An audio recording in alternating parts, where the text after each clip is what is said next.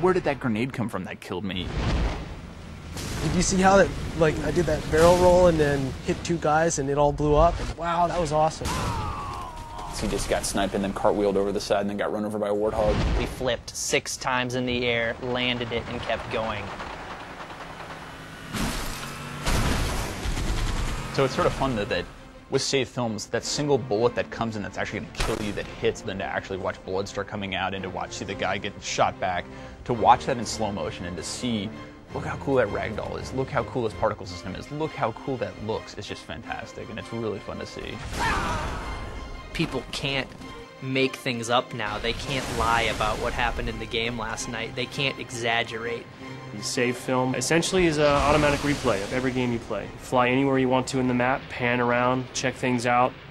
The amazing thing about save films is that you can actually relive any moment that happened at any time and look at it from any angle. If you're not quite sure how did they actually get the flag out of our base when we're supposedly had 3 guys guarding it, now it's easy to go back, watch the film, see what they did. The controls basically work exactly how you would expect them to. It's so simple conceptually, but making it a reality, it took years. Your first person, if you click the right stick, it shows you what that person was looking at from third person. The other option you have while you're following someone in third person is to break out into a orbiting cam. So anytime you hit the right stick, you automatically move out into this orbiting camera and you can zoom in and out. I'll say it. I did not know that the Warthog actually had like an internal like dash lights and crap. And so then like I'm flying around and I'm like, wait, what? Like there's actually like lights in here? There's 2 ways to rewind. You can either press left on the D-pad, which is a shortcut, or you can bring up the control pad, highlight the back button on the control pad, press A, and you'll rewind that way. Every time that someone rewinds in a save film, I hold my breath because there's like, it's like God reaching in and being like, make magic happen, and then it magically just keeps working. Like, the complexity of that system is so insane. Now the other cool thing is the ability to go into flying camera, and you do that by hitting the Y button, and that breaks you out into a free roaming camera. You can watch it from above and you can see what you did, maybe get a perspective where you can actually see the impact of that grenade you threw and zoom in really closely on the action that happened after that.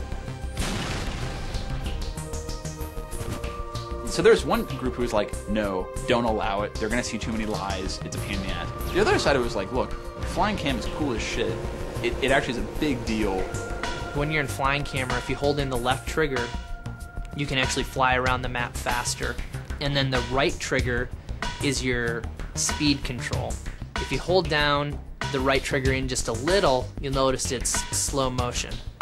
And if you hold it in all the way, it actually becomes fast forward. I want people to be able to make those snippets, be able to make those moments and share them and be like, look at this awesome game, look at these crazy things I did, and that's so awesome, and I want that to be inside our engine, not to have to go to some external site. Save films and Forge, I think, represent the coolest features that we have in Halo 3. We're giving them the tools to basically play Halo how they want to play it. They can set up any map however they see fit. It's just crazy how much a map will change with just a small variation of either weapon placement or just where the flag spawns in CTF. If you don't like it there, move it 1 meter to the right. If you want to in Forge, you could build your own base on the beach, maybe add some turrets for defense, add some crates to hide behind. Try building a building out of fusion coils and then blow it up.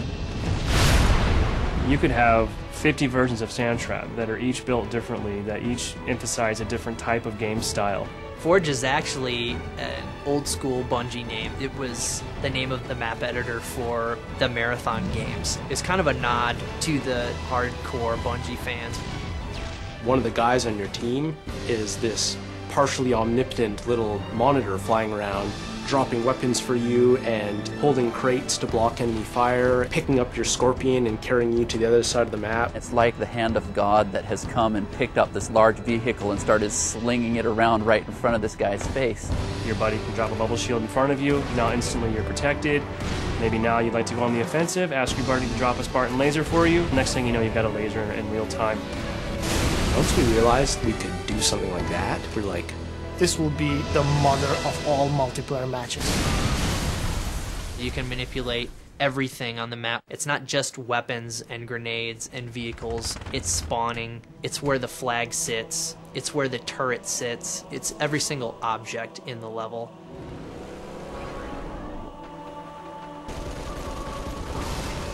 They're gonna love the Forge because they can spend hours dropping tanks on each other.